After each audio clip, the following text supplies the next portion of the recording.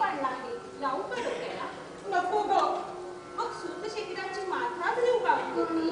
नको, काहीही नको. चंदन लेप नको, सूत शेखराची मात्रा नको, आणि हा पंखाही नको. काही नको, स्वस्त बस नको. बाईसाहेब, असं का बरं करायचं? असं धीर सोडून कसं चालेल?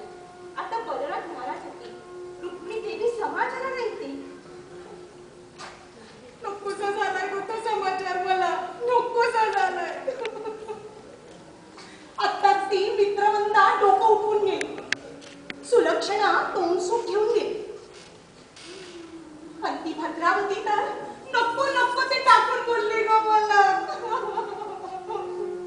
सर्वजणींनी माझी चांगली निर्वचना केली. पतिदेवाचं दान करणारी पापिणी. त्यांचे ते उपवासाचे कठोर बोल अजूनही माझ्या कानात घुमतायत ग. बाईसाहेब, बाईसाहेब, लोकांचं कुचित बोलणं असं मनावर लावून घेऊ नका. सिंहीण जाळ्यात सापडली की कोणी खडे मारू शकतात. हे दैवाचे खेळ आहे बाईसाहेब, दैवाचे. खरंच ग बाई, दैवाचेच खेळ आहे. दैवच उलट फिरलं माझं, म्हणूनच तर विपरीत बुद्धी झाली ना ग माझी. बघ ना, दैवानं पण कसा डावा साधला. मी करायला गेली आणि येऊन बसलं हलतच. दैवाच्या या फेऱ्यातून माझी कशी का सुटका होईल सांग ना. इंद्राच्या आणि देवेंद्राच्या दास्यातून यांची मुक्तता कधी का होईल? नातांचं दान करणारी पापिणी या अपकिर्तीच्या आगीतून माझी कोण सुटका करेल?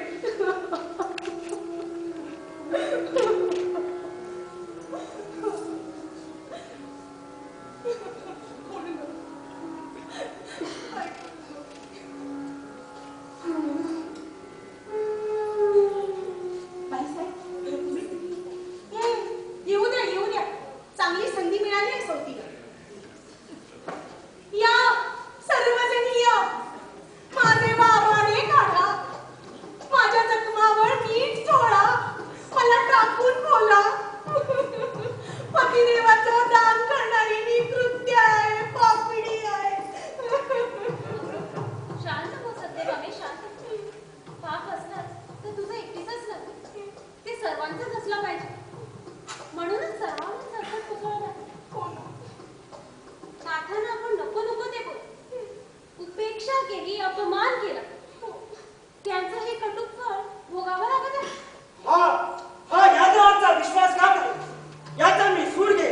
माझ्या कधीनं देवेंद्राचा गर्भाचा कठोर करेल. कृष्णाला भर दिवसा नारदांनी नाश केला, याचा अर्थ का आमच्या पराक्रमाचा देवेंद्रावर एवढा पिसर पडला का? कोण आहे रे तिकडं? जा, महामंत्र्यांना मी बोलावलं आहे म्हणून सांग.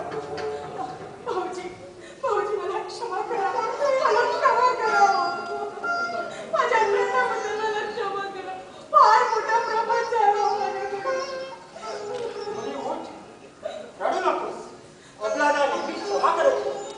तुझ्याकडून तर प्रमाद झालाच, पण त्याहून मोठा प्रमाद झालाय त्या कृष्णाकडून.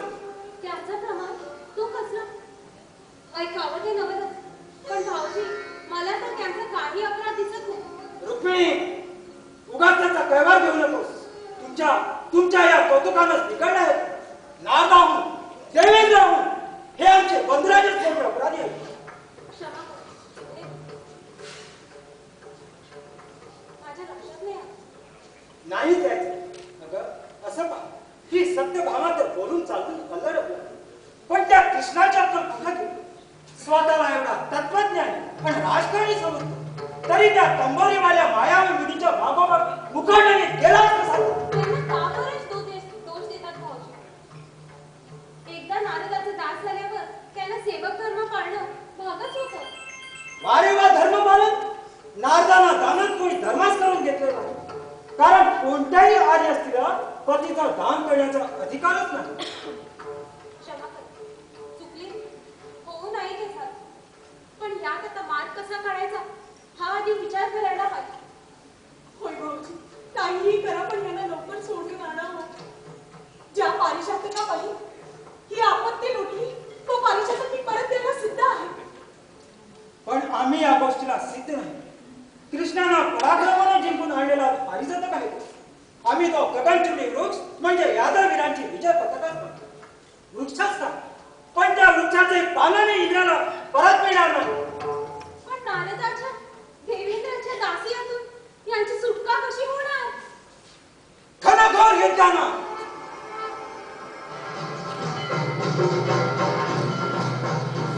दुसरा मार्गच नाही. इथे येण्यापूर्वी मी नारदांना निरोप पाठवला की बऱ्या बोलानं कृष्णाला आमच्या स्वाधीन करा आणि पुन्हा आमच्याशी असं कपटाचरण करणार नाही याचं आश्वासन सत्तेवर द्या. पण नाही ना मानलं त्यांनी. मूर्ती मुनींची पण कृती मात्र दानवांची. पण त्याला पाठिंबा देवेंद्रच नाही.